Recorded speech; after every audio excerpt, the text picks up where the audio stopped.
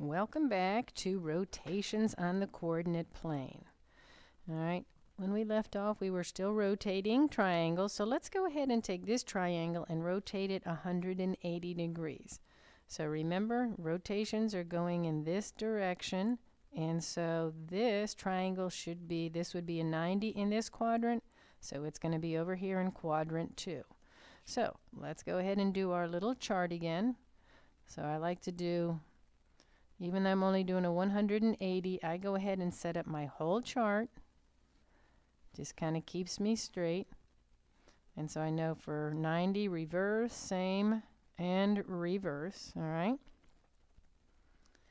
And so if we just want to do our 180, make your life a little easier, we can do that. So let's go ahead. So for A, all right, for our point A, we're going to keep these ordered pairs the same. So this would be a 1 and a -4. For B, we'll keep them the same. It would be a 5 and a -3. And for C, we'll keep them the same, a 1 and a -1. So hopefully you remember from our previous practice that we still have to change the signs for some of these ordered pairs. So if we were going down the stairs, we have to change the signs. If it was a 90, we would just be changing our x. Since it's a 180, we're changing the signs of both terms. If it was a 270, just the y. So this now becomes -1, and this becomes +4. This becomes -5, and this becomes +3.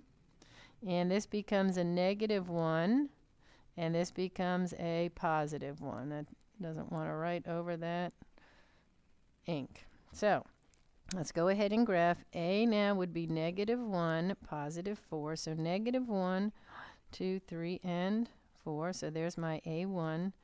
My B is -5, +3. 1, 2, 3, 4, 5, and then +3. And C is -1, +1. So -1 and +1. There's my C. And let's go ahead and connect all those.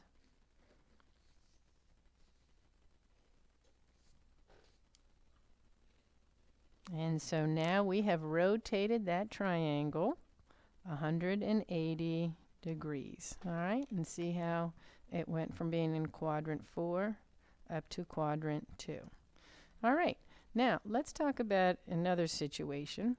You may have to rotate a shape clockwise, okay? So if this says to rotate 90 degrees clockwise, all right, that means it is going in the direction of a clock, which would be going this way, okay? So we know it's supposed to be here down in quadrant 1. Well, we want to continue to use our rule, our reverse same rule. So we know if our shape is in quadrant 2, this would be 90 down here.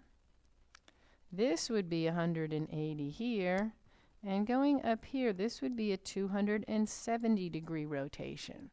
So what we're really going to use is the rule for our 270 degree rotation.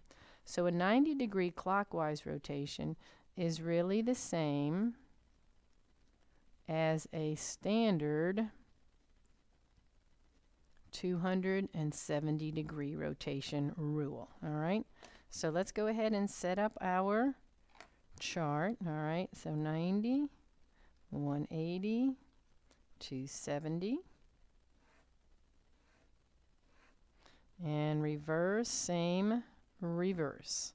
So we're going to be paying attention to our 270 rule here, okay? So we'll have our A, our B, and our C. All right.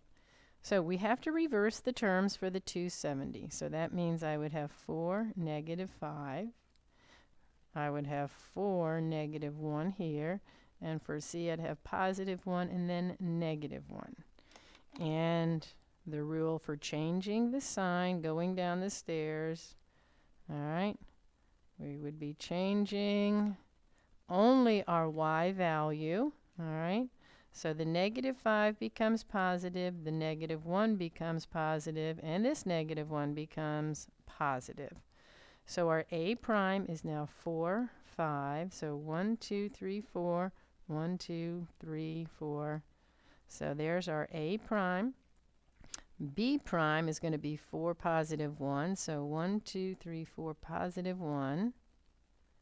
And our C prime is now at positive 1, positive 1. And there's your C prime. So let's go ahead and connect all our vertices for our triangle. And we have a 90-degree clockwise rotation, all right, from our original triangle, which also means the same as a standard 270-degree rotation. So we can use our rule for the 270 rotation there. All right, thanks again for checking in, and I hope it's helped. Have a great afternoon.